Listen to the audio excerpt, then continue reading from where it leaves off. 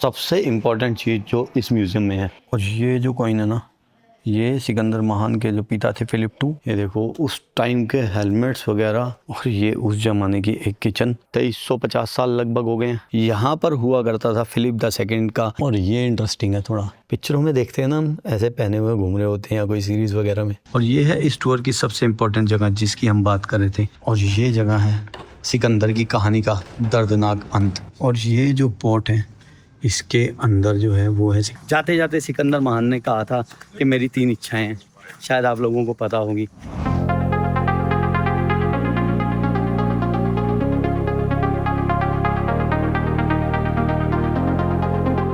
जब तक मानव इतिहास लिखा जाएगा तब तक एक नाम अमर रहेगा, और वो नाम है सिकंदर महान का नाम, जिनकी वीरता, साहस और विजय गाथाएं आज भी मानवता को प्रेरित करती हैं। और आज हम जा रहे हैं उसी ऐतिहासिक धरती पर जहां सिकंदर महान ने जन्म लिया और अपने सपनों को आकार दिया। सिकंदर महान का जन्म 356 ईसा पूर्व उस समय के मैसिडोन, जो कि आज ग्रीस का मैसिडोनिया राज्य है, के पहला शहर में हुआ था। और अभी हम हैं थेसलोनिकी में, जो कि पहला से है 45 किलोमीटर की दूरी पर।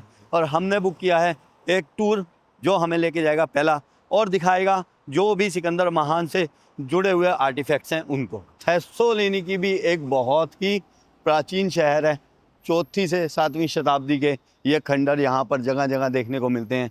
थेसलोनिकी के बारे में मैंने आपको बताया था। सिकंदर महान के फादर ने कई शादियाँ की थी, जिनमें से एक वाइफ से थेसलोनिकी का जन्म हुआ था। सुबह के बजे हैं 7:45, और ग्रीस में लाइफ जो है फुल ऑन होती जा रही है। पब्लिक रोड पे आने लग गई है, लोग अपने काम के लिए जा रहे हैं। कॉफ़ीज़ लोगों के हाथ में है। मैंने देखा यहाँ पर कल्चर ज़्यादातर जो है वो कॉफ़ी का ही है। और ये देखो पुराना शहर है थेसलोनिकी, 315 ईस्वी में बसाया गया था, और आज भी सेम नाम से सेम जगह से। और ग्रीस का दूसरा बड़ा शहर है आफ्टर एथेंस। यही है हमारा मीटिंग पॉइंट, जहाँ से हम जाएंगे आगे पहला शहर की तरफ। 8 बजे का टाइम था टूर का, और सब लोग पहले ही आ गए हैं। बोले कि यार सब लोग पहले आ गए। मैंने कहा मैं अपना कुछ खाने पीने को ले लूँ। कहते ले लो सामने से। तो हम आए हैं बेकरी पे, 1957 लिखा है बेकरी पे, देखते हैं क्या मिलता है। अच्छा, ये जो है ना ग्रीस मुझे इतना महंगा नहीं लग रहा। या तो हम लोग अयनापा से आए हैं, तो अब यहाँ पर जो है 370 में, 3.5 में, 4 तक में सैंडविच अच्छे मिल रहे हैं। मैंने इनसे गर्म करा लिया। मैंने कहा सैंडविच तो दे दो, लेकिन मुझे गर्म चाहिए। ठंडा सा ना खाया नहीं जाता, ये बिल्कुल ही ठंडा दे देते हैं उठा के। तो मैंने कहा भाई गर्म कर दो और हाफ़ कर देना, क्योंकि ये बड़ा ही बहुत है। थोड़ा बाद में खा लेंगे, थोड़ा भी सुबह सुबह खा लेंगे। जैसा देश वैसा बेस। हमने भी अपनी कॉफ़ी और सैंडविच ले लिया है। और ये है अरिस्टोटल स्क्वायर। मैंने पूछा यार कौन सी जगह है ये? जगह खूबसूरत है। रात को भी हम घूम रहे थे, और वो पीछे तो मुझे जयपुर की याद दिला रही थी बिल्डिंगें। 8 बजे रोडों पे फुल भीड़ हो गई है। लोग बाग अपने काम धंधों पे निकल चुके हैं। और साइप्रस में ओंकार भाई ने बताया था कि सुबह 8 बजे लोग स्टार्ट हो जाते हैं, और 2 बजे तक सब कुछ बंद। इनके बैंक वगैरह 8 से 2 बजे तक चलते हैं। साइप्रस की बात थी ये, लेकिन मुझे यहाँ भी कुछ ऐसा ही लग रहा है सीन, कि यहाँ भी कुछ ऐसा ही होगा, क्योंकि 8 बजे लोग रोडों पे हैं। तो ठंडा का ठंडा ही दे दिया गर्म करने के नाम पे, थोड़ा सा ही गर्म किया। और एक कॉफ़ी और सैंडविच, ये 700 भारतीय रुपये का पड़ा है। यहाँ पर पूरी भीड़ है, पब्लिक पूरी आई हुई है, और लोगों को देख लो इतिहास में कितनी रुचि है। और यह है मीटिंग पॉइंट, जहाँ पर है इनके नेताजी का स्टैचू। ये है एल्फ्थेरियोस वेनिजेलोस। इन्हीं के नाम पे एथेंस का एयरपोर्ट है। और ये एक बहुत ही बड़े और प्रभावशाली नेता थे। मॉडर्न ग्रीस के कई बारी प्राइम मिनिस्टर रहे हैं ये। लो भाई बस जाने को तैयार, और चल भी पड़े हैं। 8:05 पे निकल पड़े हैं इसी स्टैचू से, और 20 से 25 लोग हैं हमारी बस में। और इस टूर के लिए हमने दिए हैं 50 यूरोस, 5000 भारतीय रुपये टूर के लिए। टाइम का बहुत ख्याल रखना।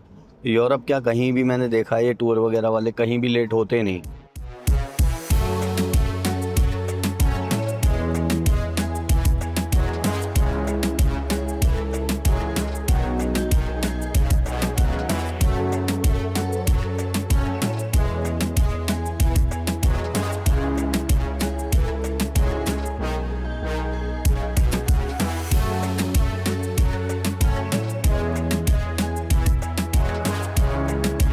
तो फर्स्ट स्टॉप हम पहुँचे हैं एक म्यूज़ियम में, जिसकी एंट्री फीस है 10 यूरो, और टाइमिंग है Wednesday to Monday 8 AM to 8 PM, और ट्यूसडे को 12 PM टू 8 PM।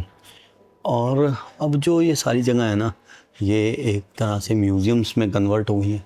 ओपन तो शायद कुछ है नहीं, लेकिन चल के देखेंगे। कुछ ओपन म्यूज़ियम बन गए हैं, कुछ ऐसे म्यूज़ियम बन गए हैं जहाँ पर जो भी आर्टिफैक्ट्स हैं वो ला के रखे गए हैं, लेकिन वो हैं सब फ़िलिप से जुड़े, इतिहास से जुड़े, सिकंदर महान से जुड़े हुए।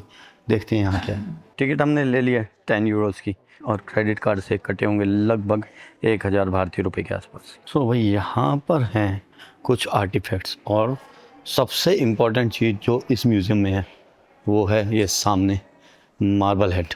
अर्ली लाइफ, अलेक्जेंडर का जन्म हुआ 356 बीसी में।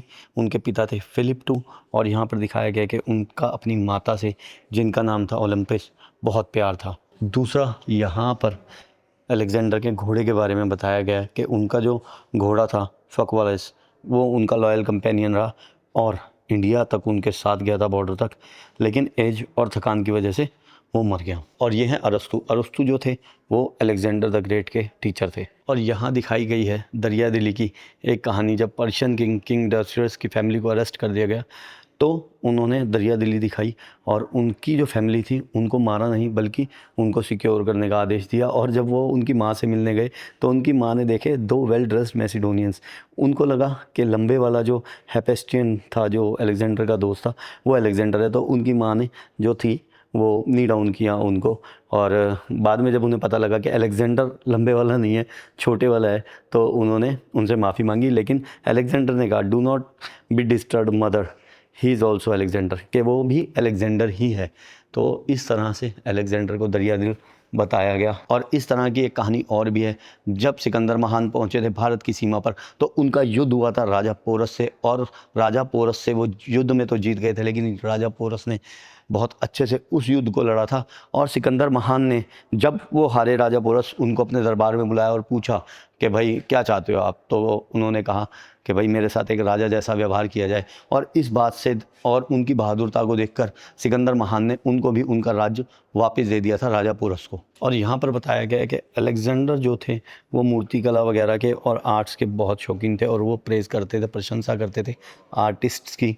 और यहाँ पर एक उनके फेवरेट आर्टिस्ट का भी नाम दिया गया है, लिसिपस फ्रॉम सिकियन जो भी है, ये उनका फेवरेट आर्टिस्ट था। और यहाँ पर है द मोस्ट सिकंदर महान का सबसे जो आर्टिफैक्ट बचा हुआ है और जो ओरिजिनल उसमें है।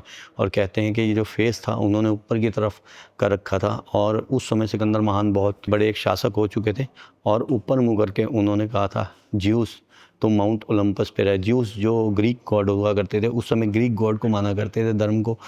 तो उन्होंने कहा था मैं धरती ले लूँगा, आप ओलंपस पे रहो ऊपर और मैं धरती ले लूँगा।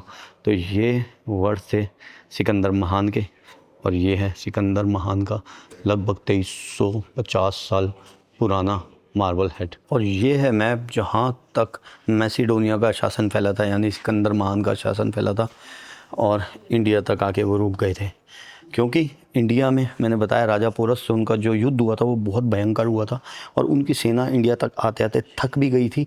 और उसके अलावा जब उन्होंने देखा कि इंडिया के जो राजा हैं उनकी और भी अभी सेनाएं हैं और वो अच्छे शूरवीर योद्धा हैं, तो उनकी सेना थोड़ा सा डर भी गई थी थकान के कारण, और यहीं से वो वापसी लौट गए थे। झेलम नदी के किनारे पे युद्ध हुआ था राजा पोरस से उनका। और ये जो था महान शासन सिकंदर महान का हुआ करता था।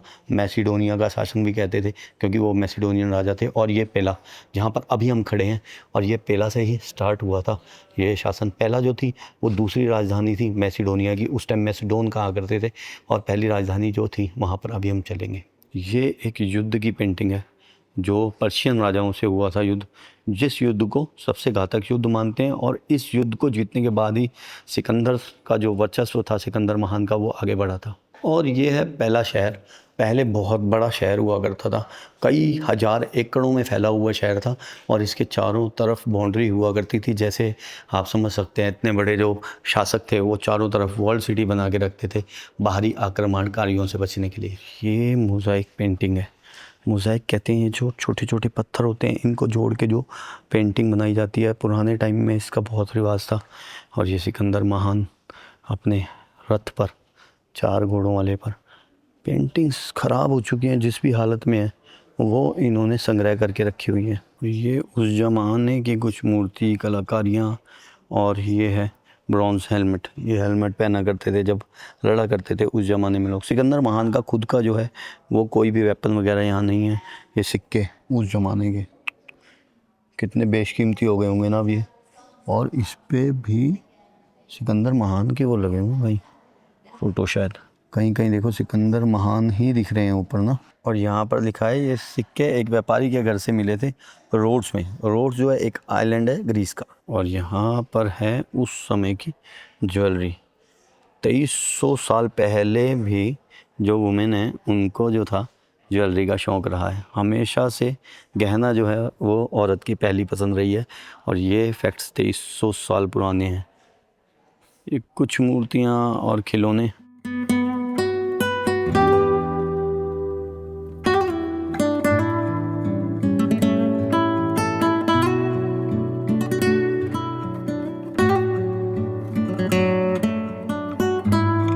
कुछ बर्तन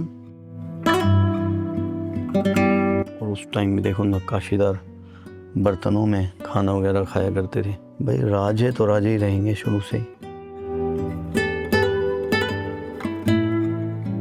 सिक्के भाई जमाने पहले भी करेंसियाँ चला करती थी। और ये तो बिफोर क्राइस्ट की बात है, ईसा पूर्व। जो कलेक्टर्स हैं ना उनके लिए तो ये हैं सिक्के, ये मिल ही नहीं सकते। और क्या कीमत होगी इनकी, शायद कोई कीमत ही नहीं होगी। आज कोई दे ही नहीं पाएगा, ये वो कीमत होगी।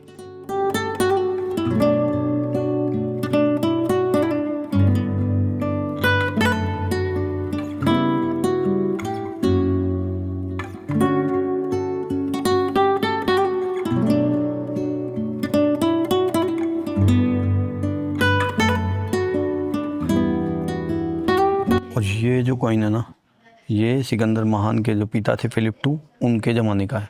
मैसिडोनियन जो थे वो देवी देवताओं को बहुत माना करते थे। और उस टाइम मैंने जैसे आपको बताया कि ग्रीक गॉड थे जो, उनको ये लोग मानते थे। और ज़्यादातर ये जो है वो उस समय के गॉड्स की जो है मूर्तियाँ हैं। और ये देखो, ये जो उस ज़माने में गोल्ड के जो थे मुकुट पहने जाते थे, ये कितने बढ़िया उस समय घूमते होंगे राजा बन के, सोचो। और ये मिले थे यहाँ से इस तरह से पड़े हुए। जो आर्कियोलॉजिस्ट हैं उनको कितना अच्छा लगता होगा ना कोई चीज़ मिलती होगी तो। यार नहीं, कोई आर्कियोलॉजिस्ट देख रहा हो तो प्लीज़ बताना यार, क्या अलग ही खुशी होती होगी है ना। ओह ये देखो क्या ब्यूटीफुल लग रहा है यार, गोल्ड का उस टाइम यही गहने होते थे और यही राजा महाराजाओं की पहचान हुआ करती थी। ओह क्या बात है, ये देखो उस टाइम के हेलमेट्स वगैरह, ढाल, तलवारें। और ये सिकंदर महान से भी पहले के हैं। ये 550 से 530 BC, मतलब उनसे भी लगभग 180 साल पहले के हैं ये। ओह यार वाह, ये देखो भाई ये किसका है, इनको पता नहीं है ये हैं किसके, लेकिन ये देखो क्या राजे हुआ करते थे ना, क्या ये सब गोल्ड वगैरह का है।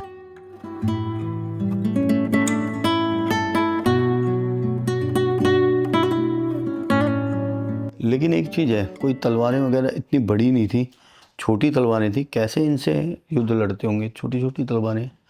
हो सकता है युद्ध वाली अलग हों, ये सजाने वाली हों, गोल्ड वोल्ड लगा हुआ है इस पर, ऐसे ही लेके चलने वाली हों।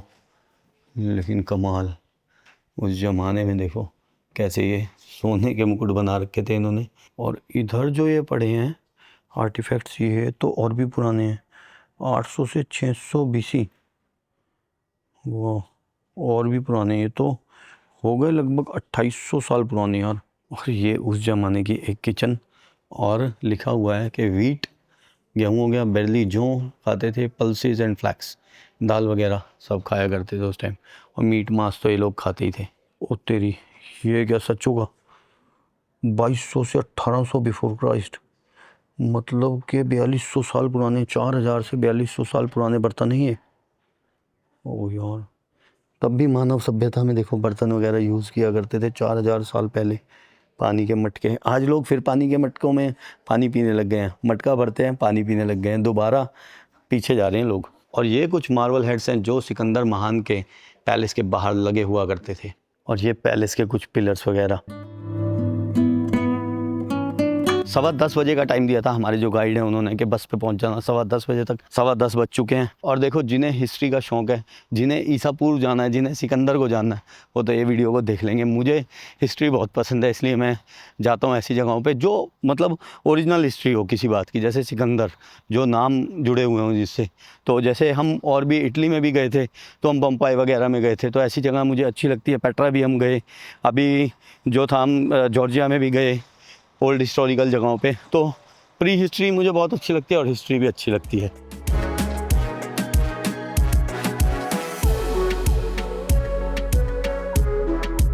इस जगह को देखने के लिए भी जो टिकट है वो लगती है 10 यूरो की, लेकिन यहाँ कुछ है ही नहीं रह गया। देखो कितने सालों पुरानी बात है, 2350 साल लगभग हो गए हैं और ये सिटी हुआ करती थी।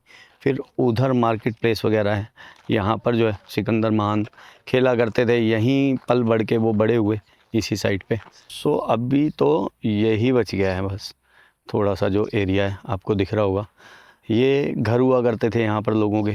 ये जो प्लॉट्स हैं छोटे छोटे आपको दिख रहे होंगे, ये दीवारें जो हैं ये प्लॉट्स हुआ करते थे, और ये जो पिलर दिख रहे हैं वो मार्केट हुआ करती थी उस टाइम में। बस यही बच गया है फ़िलहाल, तो बिल्कुल ही सब कुछ ख़त्म हो गया। लेकिन हाँ, यहाँ पर ही सिकंदर महान जो है वो पले बड़े हुए, यहीं रहे, यहीं खेला कूदा करते थे और 20 साल उन्होंने इस शहर में गुजारे। ये मेन एरिया होता था जो मार्केट वगैरह होती है जिस तरह से, central area of the city. अंदर खास कुछ था ही नहीं जिसे जाके देखें। आर्कियोलॉजिकल साइट है ये बस एक, जो रियून हो चुकी है, बिल्कुल ही ख़त्म हो चुकी है, और बाहर से कोई ना देखे उसके लिए देखो कितने घने और ऊंचे पेड़ इन्होंने यहाँ पर लगा रखे हैं।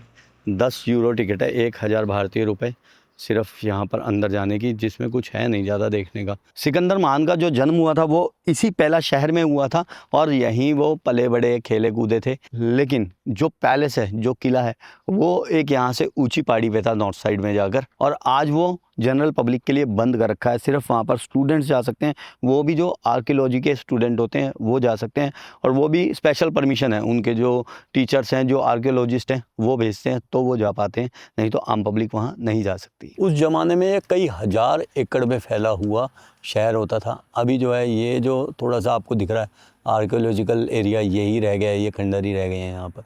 लेकिन फिर भी ये कितने पुराने हैं, कितनी पुरानी दीवारें हैं ये, और कितना पुराना इतिहास यहाँ से जुड़ा हुआ है। 2300 साढ़े 2300 साल में यहाँ यही सब कुछ बचे रह जाना था, और क्या होना था।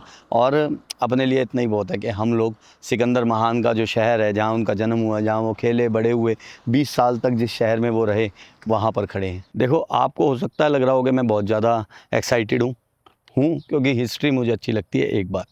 दूसरी बात, सिकंदर महान जो थे 32 साल की उम्र में उन्होंने पूरा विश्व तो नहीं वो जीत पाए, लेकिन उन्हें विश्व विजेता भी कहा जाता है, क्योंकि जितना बड़ा शासन उन्होंने बनाया था उस समय किसी ने उतना बड़ा शासन किसी के पास नहीं था, ना कोई बना पाया था।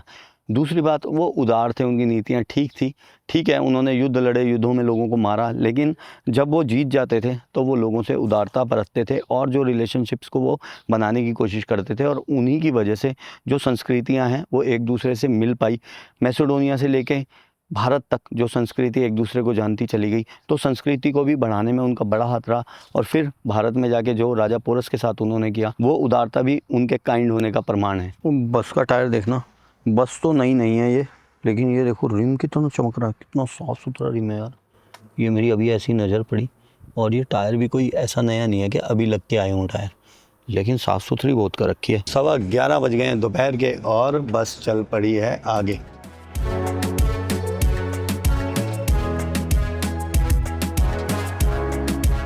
तो नेक्स्ट हम आए हैं एक और म्यूज़ियम में, जहाँ पर है एक marble head again Alexander the great का, और इनके बारे में चीज़ें लिखी हुई हैं। और म्यूज़ियम की शुरुआत होती है यहाँ से, और इस वक्त हम आए हैं वर्गीना में, जो कि ओल्ड कैपिटल थी मैसिडोन की। ये ओल्ड ग्रीक गॉड ज्यूस का मार्बल हेड है। ज्यूस कुछ इस तरह दिखते थे, और अलेक्जेंडर भी अपने आप को ज्यूस का बेटा क्या करते थे। ये देखो, जैसे अभी नेम प्लेट लगती है ना, ऐसे ये उस ज़माने में अलेक्जेंडर के ज़माने में नेम प्लेट थी, और था ये inauguration of games in honour of Alexander the great 240 AD के बाद में। ये तो 240 AD का है। ये दुनिया की अलग अलग जगहों से लाए गए हैं जो भी अलेक्जेंडर के टाइम के थे। और देखो अलेक्जेंडर जो है वो ये हॉर्न वाली वो रखते थे, जैसे आप वो देख रहे हो सर पे हॉर्न सा बना हुआ है जिस स्टाइल में, तो ये अपने आप को मानते थे कि मैं ज्यूस का बेटा हूँ। और कुछ सिक्के जो पुराने ज़माने के, शायद आपको वीडियो कैमरा ये ना दिखा पाए, लेकिन ये इंटरेस्टिंग है। इतने भारे सिक्के होते थे यार, ये सोने के होंगे, सोने की अशर्फियाँ दे दो।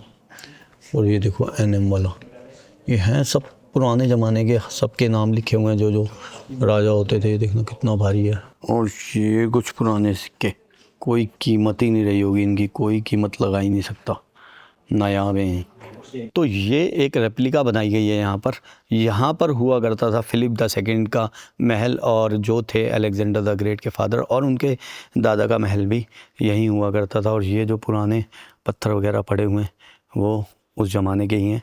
और कहा जाता है कि इससे बेटर लोकेशन पहला की थी, इसलिए यहाँ से फिलिप द सेकंड चले गए थे पहला में, और जहाँ पर हुआ था अलेक्जेंडर द ग्रेट का जन्म। तो ये जो है उनके पूर्वजों का एरिया है, यहीं पे होता था उनका घर, अभी म्यूज़ियम में कन्वर्ट कर दिया है। और यहीं पे उनकी कब्रें वगैरह भी हैं जो अलेक्जेंडर द ग्रेट के फादर हैं, और उनके बच्चे हैं, सबकी देखते हैं चल के। अलेक्जेंडर द ग्रेट के फादर फिलिप II की जो कब्र है वो अभी 1977 में ही मिली है। हुआ क्या था कि यहाँ पर कहते हैं कि कोई स्कूल बनाना था, तो जो लोकल लोग थे वो स्कूल बनाने के लिए नींव खोद रहे थे, तो उन्हें वो कब्र मिली, और उन्हें दिखा कि ये कोई इम्पोर्टेंट आदमी की है, क्योंकि अभी चल के देखेंगे उससे यहाँ से थोड़ा सा दूरी पे है वो। तो उन्हें लगा कि ये कोई इम्पोर्टेंट आदमी है, उन्होंने यहाँ बताया फिर आर्कोलॉजिकल सर्वे वालों को या जिनको भी लोकल अथॉरिटीज़ को। तो बाद में फिर सर्वे में पता लगा, जब उसको देखा गया तो पता लगा ये फिलिप II की कब्र है जो अलेक्जेंडर द ग्रेट के फादर हैं। और ये पुराने ज़माने की कुछ बर्तनों के टुकड़े, कुछ पुराने औजार, हथियार, गहने, सिक्के, ये भगवानों की मूर्तियाँ। और ये इंटरेस्टिंग है थोड़ा, कीलों का प्रयोग करते थे उस टाइम भी, देखो और कितनी मोटी और भारी कीलें होती थी। और यहाँ पर हैं पुराने ज़माने के हथियार जो फिलिप II के टाइम में थे, अलेक्जेंडर के फादर के समय के हथियार हैं। उस समय माना जाता था जो भी मैसिडोनियन है उसे एक जंगली सुअर का शिकार करना अनिवार्य है, तभी वो वयस्क बनेगा। फिलिप II ने मैसिडोनियन युवकों में काफ़ी सुधार किए और उनको जो है अपनी सेना में भर्ती किया, और हथियार जो थे उस समय के जवान जो युवक थे उनकी शान बन गया। और ये हथियार उनके पास होते थे, लंबी तलवारें, और ये अंगूठियाँ उनके जेवर हुआ करते थे उस टाइम। ये नीचे सब हथियार हैं अलग अलग तरह के, ये शान हुआ करती थी हथियार उस ज़माने में जो युवक थे उनकी। और ये देखो ये भाला, ये फिलिप II के टाइम पे बनाया गया था, और ये था 20 फुट लंबा। 20 फुट लंबे भाले से लड़ाई करनी शुरू की। फिलिप II ने जो मुख्य अपनी सेना थी उसमें घुड़सवार भर्ती किए थे सबसे पहले। तो ये 20 फुट लंबा भाला चलता था आगे। बाकी सब चीज़ें तो ठीक हैं। ये देखो गहने, सोना सारा, ये राजकुमारी के गहने हैं। क्या the lady of Aigai, queen wife of Amyntas 495 BC। ये तो फिलिप II से भी पहले के हैं। ये भी क्वींस के गहने हैं। गहना औरतों के लिए हमेशा से ही शान रहा है।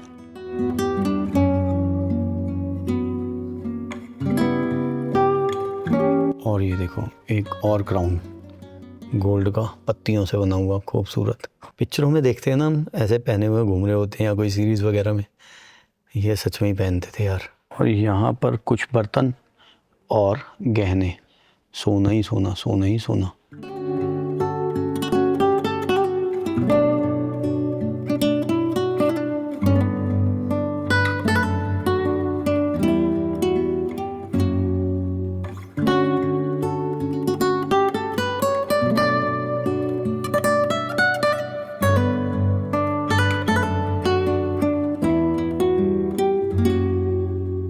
और चलते चलते यहाँ पर स्क्रीन पे दिखाया गया है कि जहाँ जहाँ अलेक्जेंडर ग्रेट ने जाके अपना ठिकाना बनाया था उन जगहों को, ये सब जगहें ग्रीस में नहीं है, कोई इजिप्ट में है, कोई कहीं दूर दूर है।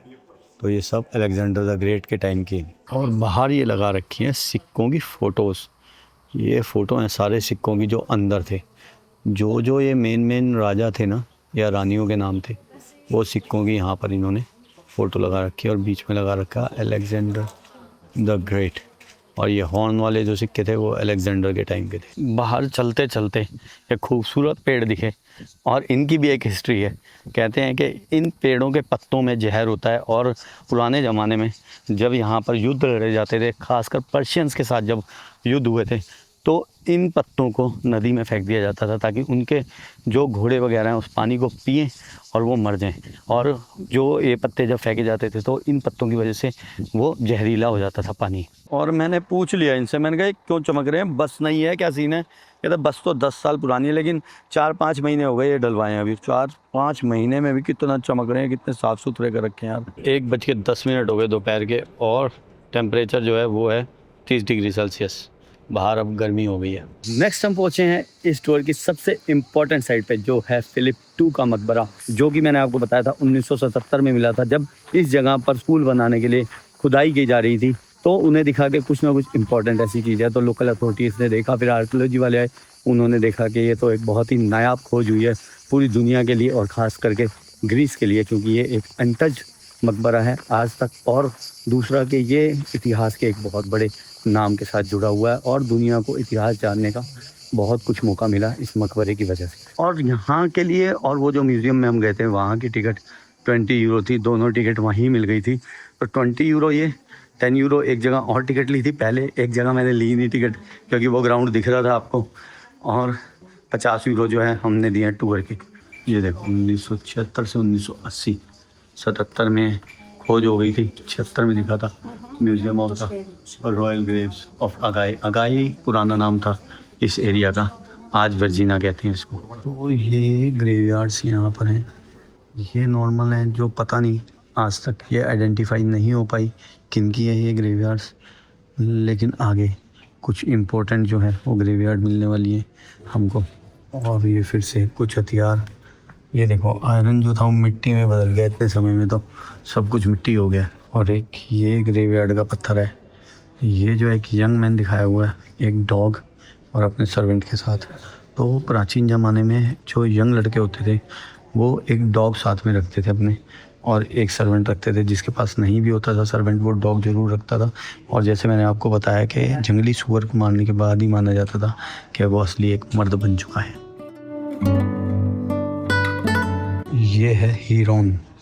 यहाँ पर जो हीरो होते थे प्राचीन ग्रीस के, उनको ट्रिब्यूट दिया जाता था।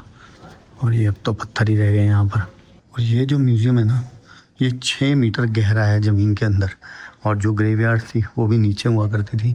और आज ये म्यूज़ियम ही यूनेस्को वर्ल्ड हेरिटेज साइट है। और मेन टूम जो है वो और अभी नीचे है। और खुदाई में इस जगह पर मिला था मेन जो मकबरा है सिकंदर महान के फादर फिलिप II का, उस ज़माने में बना रखा था। और अभी जो निकली थी जिस ताबूत में अस्थियाँ, वो ऊपर है ताबूत, वो भी देखते हैं चल के। और ये है इस टूर की सबसे इम्पोर्टेंट जगह जिसकी हम बात कर रहे थे। ये जो आप सोने का ताबूत देख रहे हैं, इसमें फिलिप II की अस्थियाँ हैं जो अलेक्जेंडर द ग्रेट के फादर थे। और ये मुकुट सोने का, ये भी उन्हीं का है। और देखेंगे तो ये ओक ट्री की तरह बना हुआ है। ये जो मैसिडोनियन थे ये मानते थे अपने आप को ज्यूस के बेटे हरक्यूलिस की संतान, और इस मकबरे में रखी गई हैं उनकी अस्थियाँ। और मैसिडोनियंस में भी लाइफ आफ्टर डेथ का कॉन्सेप्ट हुआ करता था, इसलिए भी कहते हैं कि ये जो सामान है ये उनके साथ रखा जाता था। ये अस्थियाँ इसमें रखी थी, ये मुकुट था, और भी कुछ चीज़ें थी उस समय की जो उनकी ग्रेवयार्ड में रखी गई थी इनके साथ। और यहाँ पर अलेक्जेंडर द ग्रेट की फ़ोटो के साथ लगा हुआ है कि उन्होंने अपने पिताजी का जो फ्यूनरल कराया था उसमें सरपास्ड ऑल एक्सपेक्टेशंस। तो सारी जो एक्सपेक्टेशंस थी उस समय की सारी सरपास कर दी थी, और बहुत ही एक बड़ा फ्यूनरल करवाया था। और ये अपने पिता को बहुत प्यार किया करते थे। और ये पोशाक भी फिलिप II की थी जो ग्रेवयार्ड में ही मिली है। हो सकता है ये उस समय जब शादी ब्याह होते होंगे, फंक्शंस में ये पहनते हों, या फिर वही लाइफ आफ्टर डेथ का कॉन्सेप्ट उसके साथ ये अंदर ग्रेवयार्ड में डाली हो। जैसे मैंने आपको बताया कि सिकंदर महान ने हर जो भी एक्सपेक्टेशंस थी उस फ्यूनरल को लेके वो सरपास कर दी थी। तो बहुत कुछ जो भी लाइफ आफ्टर डेथ कहते हैं कि भाई उन्हें फिर आगे जो रास्ता है उन्हें चाहिए होता है सामान, तो ये सारा सामान उस ग्रेवयार्ड से मिला था। और ये है एक बहुत बड़ी ढाल जिस पे बने हुआ है अखिलिस। अखिलिस के बारे में आपने सुना होगा। अखिलिस एक बहुत ही महान योद्धा थे, और जो सिकंदर महान थे उनके आइडल भी थे अखिलेश, और अखिलेश की ये जो है छोटी सी मूर्ति बना रखी है। और यूटेंसिल्स और वेसल्स, ये देखो ये चांदी के सारे बर्तन थे जो उनकी टॉम में मिले। और ये फिलिप II की जो वाइफ थी उनका भी एक यहाँ पर क्राउन है। और फिलिप II के टॉम के साथ एक ये भी टॉम मिला था। इस सोने के भी ताबूत में कुछ अस्थियाँ मिली थी और माना जाता है कि ये एक क्वीन की अस्थियाँ थी, जो जैसे हमारे वहाँ सती प्रथा होती थी ऐसे ही वो सती हो गई थी फिलिप II के साथ। और ये जगह है सिकंदर महान की कहानी का दर्दनाक अंत। तो यहाँ जो ग्रेवयार्ड मिली थी ना, ऐसा माना जाता है वो सिकंदर महान के बेटे की थी। और एक यंग प्रिंस जो कि 13-14 साल का था, उनकी यहाँ पर अस्थियाँ मिली थी। और वो माना जाता है वो अस्थियाँ जो थी वो सिकंदर महान के बेटे की थी। और ये जो पॉट है इसके अंदर जो है वो है सिकंदर महान के बेटे की अस्थियाँ, और ये ताज भी उन्हीं के साथ रखा गया था। और दर्दनाक अंत मैंने शायद आपको पहले भी बताया, सिकंदर महान के बाद जब उनकी मृत्यु हुई उसके बाद उनका जो राज्य था वो छिन्न भिन्न हो गया। और थेसलोनिकी जो उनकी हाफ सिस्टर थी, उनके पति कैसेंडर ने उनकी माँ का भी कत्ल करवा दिया, उनकी वाइफ का भी कत्ल करवा दिया और उनके बेटे का भी कत्ल करवा दिया। और अंत में ये फ़ोटो है इन साहब की जिन्होंने इसकी खोज की थी जगह की, और मेन जो यहाँ के आर्कियोलॉजिस्ट थे वो। और देखो जो मैं कह रहा था ना यार क्या होता होगा, इन्होंने भी लिखा है कि जैसे ये मिली तो एक बार तो मेरे को शिवरिंग हो गई, मुझे ऐसा लगा मेरी जो स्पाइन है उसमें कोई इलेक्ट्रिक शॉक पास हुआ है, और मेरे को यकीन नहीं हुआ कुछ इस तरह से। क्या इनके साथ हुआ होगा ना, सोचो ये कितना इन्हें यकीन ही नहीं हुआ होगा। हम समझ सकते हैं इतनी बड़ी खोज कर देना और एक रॉयल टूम को खोज लेना एक बहुत बड़ी उपलब्धि थी ग्रीस के लिए। और इतिहास को हमें भी जानने का मौका मिला, खासकर सिकंदर महान के इतिहास को जो विश्व विजेता कहलाते हैं। तो ये थी सिकंदर महान और उनके परिवार से जुड़ी हुई कुछ निशानियाँ। म्यूज़ियम वगैरह हमने बहुत ज़्यादा अपनी वीडियोज़ में कभी एक्सप्लोर नहीं किए हैं, लेकिन कुछ ऐसी जगहें, कुछ ऐसे म्यूज़ियम होते हैं दुनिया में जिनके इतिहास को हमें पढ़ाया गया है या जो यूनिक होते हैं। इसकी यूनिकनेस ये थी, जो फिलिप II का हमने मकबरा देखा वो एक बहुत बड़ा फ्यूनरल हुआ था उस टाइम में, बहुत बड़ा अंतिम संस्कार किया गया था। आपने देखा कितना कुछ उनके मकबरे में से मिला, कितना सोना चांदी। उनकी वाइफ ने भी यहाँ पर जैसे सती होते हैं वैसे सती हुई थी, एक वाइफ भी उनके साथ, कई घोड़े कई चीज़ें उनके साथ जो है फ्यूनरल में जला दी गई थी, फ्यूनरल कर दिया गया था, उनका भी संस्कार ही कर दिया गया था साथ में। तो इसलिए ये एक इम्पॉर्टेंट जगह थी, हमें इतिहास में पढ़ाई गई थी। हम आगे पता नहीं आप लोगों को कितना अच्छा लगा होगा या नहीं, लेकिन मुझे लगता है इस बार फिर से हमने कुछ अलग देखा। सिकंदर महान जैसे लोग दुनिया के लिए एक प्रेरणा है। जाते जाते सिकंदर महान ने कहा था कि मेरी 3 इच्छाएं हैं, शायद आप लोगों को पता होगी। एक तो उन्होंने कहा था कि मेरी अर्थी को जो कांधा दें वो मेरे चिकित्सक होने चाहिए, मेरे डॉक्टर्स होने चाहिए, जो कि दुनिया को दिखे कि बड़े बड़े जो चिकित्सक हैं, बड़े बड़े डॉक्टर भी एक आदमी को नहीं बचा पाए, एक राजा को नहीं बचा पाए, सिकंदर महान को भी नहीं बचा पाए। और मेरा जितना भी पैसा है वो मेरी अर्थी पे फेंकते जाना, ताकि लोगों को पता लगे कि ये पैसा भी मुझे नहीं बचा पाया। और मेरे हाथ बाहर होने चाहिए ताकि दुनिया को दिखे कि सिकंदर महान भी खाली हाथ ही वापसी जा रहा है दुनिया से। तो कुछ उनकी ये बातें थी जो लोगों को सिखाती हैं। और सिकंदर महान की मृत्यु भी यहाँ से बहुत दूर इराक के बेबीलोन में हुई थी। उनके मकबरे का आज तक नहीं पता कि कहाँ उनका टूम है कहाँ नहीं। तो आयरनी है यार, देखो इतना बड़ा शासन बनाया और सब कुछ यूँ मिट्टी हो गया। तो शिक्षा हमें मिलती है उनसे। और ये यूनिक मैंने इसलिए बताया था आपको है क्योंकि जो मकबरे वगैरह थे ना, एक टाइम ऐसा था कि यहाँ पर जो चोर थे वो आते थे और चोरियाँ करते थे, कुछ ना कुछ सोना चांदी मिलता था, क्योंकि पुराने रीति रिवाज के अनुसार जो है इन कब्रों में सोना चांदी रखा जाता था या कुछ भी बर्तन, कुछ भी पुराने एंटीक मिल जाते थे। तो ये जो मकबरा था इसे तोड़ा नहीं गया, खोला नहीं गया, ये एज इट इज़ जैसा था वैसा मिल गया और इतिहास को एक धरोहर मिली। Thank you, everything was perfect, delicious food, thank you so much. यार हमने यहाँ पर खाया था खाना, हमने लिया था चिकन टिक्का और एक कोल्ड ड्रिंक जिसका बिल आया 12.5 यूरो का। और ऐसी जगहों पे आपको सुवेनियर शॉप्स तो बहुत सारी मिली जाती हैं। तो थेसलोनिकी हम पहुँच गए हैं वापसी, एक बहुत अच्छा टूर करके, जिसे मैं करना चाहता था। मैं हमेशा से देखना चाहता था इस जगह को ऐतिहासिक रूप में, लेकिन बहुत कुछ मुझे लगता है हम उस तरह से नहीं देख पाए जैसा हम सोच रहे थे। खंडर वगैरह मिलेंगे, लेकिन इतना समय हो गया कि वो र्यून्ड हो गए सब कुछ। और इतने सारे राजा आ गए, इतने सारे शासन आ गए उसके बाद, और सिकंदर महान को तो वैसे ही जो यहाँ का कैसेंडर था उसने वैसे ही उसके परिवार को भी मार दिया था, तो उनकी निशानियाँ तो वो वैसे ही नहीं रखने वाला था। खैर जो भी रहा, अच्छा ही रहा दिन। एक ऐसी जगह पे गए जो इतिहास के पन्नों में हमेशा नायाब रहेगी, इतिहास के पन्नों में हमेशा दर्ज रहेगी। तो मैंने किया था एक मॉल सर्च, और मैं सोच रहा था चलते चलते जो भी रैंडमली चीज़ें आएंगी वो देखते चलेंगे। वैसे भी अब वीडियो ना बनाऊँ ना तो मुझे ज़्यादा थकान होने लगती है। कार्स के मॉडल देखते हैं, BMW, Suzuki Swift. Suzuki Swift बहुत चलती है यार पूरे वर्ल्ड में, है ना।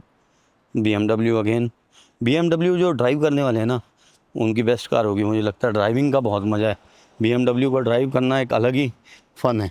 और ये ग्रेफिटी, ये हर जगह है यहाँ पर, और मैंने देखी थी स्पेन में भी, बार्सिलोना में भी बहुत ग्रेफिटी थी।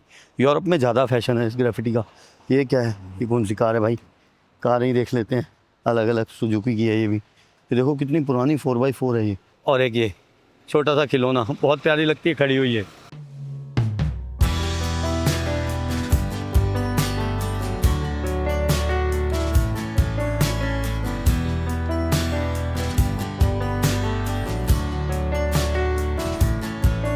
अच्छा, यहाँ पर कोई बटन वगैरह दबाने का झंझट नहीं है।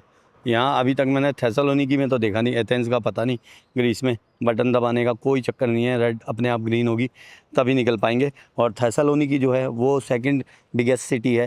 पेड़ों पे पत्ते देख रहा हूँ मैं कई दिन से, कितने नेचुरल ग्रीन है ना। देखो डार्क ग्रीन, कितने हरे भरे से हैं। और AQI और पोल्यूशन की बात करूँ ना तो अभी तक 4 देशों में मैं गया हूँ। ग्रीस हो गया और साइप्रस हो गया, उससे पहले हम जॉर्जिया में थे, आर्मीनिया में थे। सब जगह लगभग 50 ही रहा है AQ, 50, 51, 49 ऐसे ही रहा है, जो कि बहुत ही मॉडरेट है, बहुत ही बढ़िया है। इंसानों के लिए तो है ही है, पेड़ों के लिए भी है।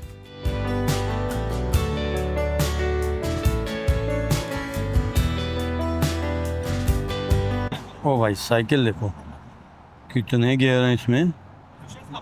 1 2 3 4 5 6 7 8 9 10 12 गियर हैं साइकिल में। 12 इसमें, और ये भी है, इसमें 10 गियर हैं शायद। और यहाँ पर ना ग्रीस में मैंने ये बहुत देखी मोटर बाइक्स, 2 व्हीलर का यूज़ कर रहे हैं ये। और जगहों पे नहीं देखा था इतना, यहाँ पे 2 व्हीलर का पूरा यूज़ हो रहा है। पेट्रोल पंप आ गया चलते चलते, इन्होंने तो हद्दी कर दी पेट्रोल की। अनलीडेड 100 का रेट 200 भारतीय रुपये, 185 भारतीय रुपये, 175। ये बड़ा ज़्यादा रेट है यार, ये क्या है। और ये क्या ऑटो गैस है ये भी 77 मान लो, 77.5। भाई पेट्रोल का रेट कहाँ जा रहा है यहाँ पर। और मैंने देखा है कि जितनी डेवलप्ड कंट्री है ना उनमें पेट्रोल का रेट बहुत हाई होता है, पता नहीं क्यों ऐसा है। अब सऊदी अरब को ही देख लो, जैसे जैसे वो डेवलप हो रहा है ना वैसे वैसे वहाँ पर पेट्रोल के रेट बढ़ते ही जा रहे हैं, जबकि वो सेकंड लार्जेस्ट ऑयल प्रोड्यूसर है वर्ल्ड का। यूरोप की मुझे सबसे गंदी बात पता क्या लगती है, जो ये बंद हो जाते हैं ना, 6:45 बजे बिल्कुल सूना सूना है। ये तरबूज बिक रहे हैं और कुछ फ्रूट बिक रहे हैं। ये देख लो भाई, 2.5 यूरो, 250 रुपये। अब पता नहीं है एक है, ये किलो है, किलो होगा 250 रुपये किलो हो, इसका मतलब किलो होना चाहिए, तो हो सकता है भाई किलो हो। ये देखो 180 रुपये भारतीय रुपये में बात कर रहा हूँ, क्योंकि जो है 100 रुपये का यूरो है तो 1.8 है तो 180 हो गया। किलो का तो रेट ही नहीं लिखा। 1 यूरो में यहाँ पर मिल रही है कॉफ़ी, जो कि यहाँ के हिसाब से सस्ती है ग्रीस के हिसाब से। वैसे मुझे बहुत महंगा नहीं लगा ग्रीस, 2 यूरो में 1 यूरो में चीज़ें मिल रही हैं यहाँ पर। बाकी तो कुछ पता नहीं, लेकिन पानी बहुत सस्ता है यहाँ पर। हमने 2 यूरो की कल 6 बॉटल ली थी, ये बड़ी वाली 1.5 लीटर की, जबकि यहाँ पर जो पानी है वो टैप वाटर मना करते हैं, टैप वाटर पीने लायक नहीं है। कभी आओ इधर थेसलोनिकी में या ग्रीस में भी तो टैप वाटर कहते हैं नहीं पीना चाहिए। वैसे लोग पी भी लेते हैं, लेकिन ना पियो तो बढ़िया है, क्योंकि वैसे भी पानी बहुत सस्ता है, इंडिया के रेटों पर यह पानी यहाँ पर। देख रहे हो कैसे खाली हो जाता है, 6:45 बजे हैं और बिल्कुल ही खाली हो गया, बंदा नहीं दिखता रोडों पे। फिर इस जगह टूरिस्ट एरिया में ही दिखेगा, जो ये लोकल एरिया है यहाँ पर कोई बंदा नहीं दिखता। देखो वैसे ग्रीस के ये जो बड़े शहर हैं यहाँ पर कोई खतरे वाली बात तो है नहीं, लेकिन हमेशा जो है वो भाई कॉमन सेंस रखनी चाहिए। जैसे कि अभी हम ये बिल्कुल ही खाली जगह पे पहुँच गए हम, तो अगर रात का टाइम हो या थोड़ा अंधेरा हो तो बिल्कुल ऐसी जगह पे नहीं आना, वो कितना भी सेफ़ हो। कॉमन सेंस इसी को कहते हैं कि कितना भी सेफ़ हो दुनिया में, कहीं भी ऐसा कुछ नहीं है पूरी दुनिया में कि वो 110% सेफ़ मिलेगा या 100% सेफ़ मिलेगा। कोई ना कोई आपको मिल सकता है जो आपको रॉब कर ले या लूट लेगा, और वो हो सकता है वो उस देश का ना हो, देश के नागरिक ठीक हो सकता है वो बाहर से इमिग्रेंट आया हो, कुछ हो। तो बहुत ध्यान से रखना है, ऐसे खाली रास्तों पे नहीं जाना। आज बता कितना पैदल चले हम, 14.17 किलोमीटर हो चुके हैं अब तक। और पैदल चल के ही देखा जाता है शहर को, कल्चर को और जगहों को। चलते चलते हम पहुंच गए हैं वन सैलोनिका आउटलेट मॉल में, जो कि लोकल के बीच खासा प्रचलित है। हमें हमारी टूर गाइड ने बताया था कि यहाँ पर ज़रूर जाना और रेट वगैरह चेक करना। पोलो राल्फ लॉरेन, मैंने बहुत टी शर्ट पहनी है इसकी, लेकिन अब नहीं पहनता मैं। ये सब ब्रांड वगैरह के चक्कर ना थोड़े टाइम अच्छे लगते हैं, फिर बंदा कहता है जो कंफर्टेबल है ना वो आने दो। ये ज़ारा और बाटा, ये पूरे वर्ल्ड में देखा है मैंने। मतलब जितने भी देशों में अब तक मैं गया हूँ ना, 80 देश हो गए। 80 देशों में लगभग हर देश में ये ज़ारा और बाटा जहाँ पे शॉपिंग होती है। अफ्रीका की बात नहीं हो रही।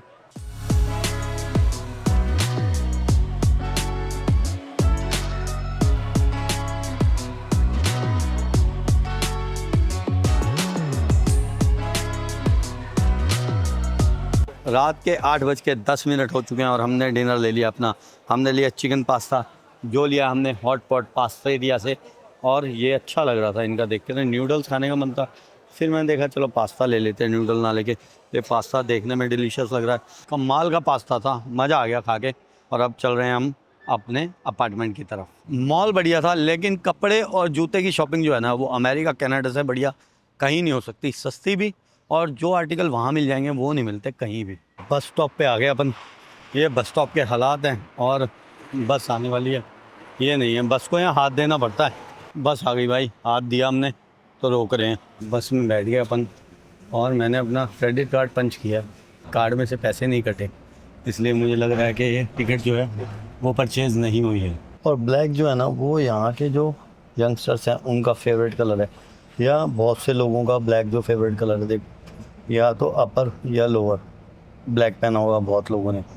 मैं काफ़ी देर से देख रहा हूँ कि जो यहाँ के लोग हैं ज़्यादातर देखो अपर या लोअर।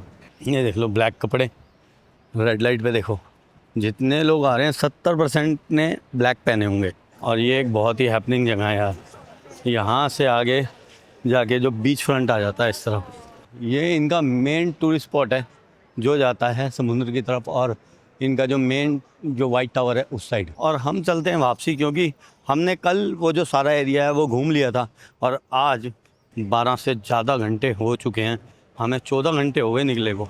तो चलते हम अपने अपार्टमेंट की तरफ। कुछ बच्चे जो हैं रेड लाइट पे भी क्रॉस कर देते हैं, यहाँ करना नहीं चाहिए यार। यहाँ पर बहुत तेज़ जो है वो ड्राइव करते हैं लोग, उन्हें नहीं लगता कि आप जो है क्रॉस कर जाओगे।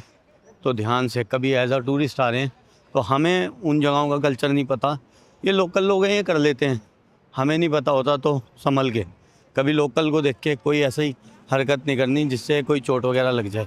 लड़कियां ही दिखेंगी, लड़के तो पता नहीं इनके कहाँ होते हैं। लड़कियां आगे सिर्फ लड़कियां चल रही हैं। हो सकता है यहाँ पे भाई लड़के और लड़की का अनुपात ही कम हो, तो लड़कियां ज़्यादा हो सकता है। एक और चीज़ है जो आज के दिन में अच्छी लगी, देखो डॉग के लिए बना रखा स्टैंड पानी पीने के लिए। वाह, कैट डॉग कोई भी पी जाए आगे पानी, ये अच्छा लग रहा है, स्टाइल अच्छा है। और एक ये अड्डा है यहाँ पर, रात को बहुत हल्ला मचा रहे थे भाई यहाँ पर। ये यंगस्टर्स का अड्डा है यहाँ के, यहाँ बहुत लोग बैठे थे। अभी भीड़ हो जाएगी, अभी तो दिन निकला हुआ है, 9:15 से भी ज़्यादा टाइम हो गया, और जब अंधेरा होगा तो यहाँ पर ये लोग हल्ला मचाने लग जाएंगे, और बहुत से लोग इकट्ठे हो जाते हैं। यहाँ सीट्स नहीं थी कल। हमने कुछ लिया अपने खाने के लिए, सुबह निकलना है यहाँ से, और हम पहुँच गए अपने अपार्टमेंट में। आपसे मिलेंगे कल, तब तक के लिए अपना ध्यान रखें। नमस्ते, शुक्रिया, जय हिंद।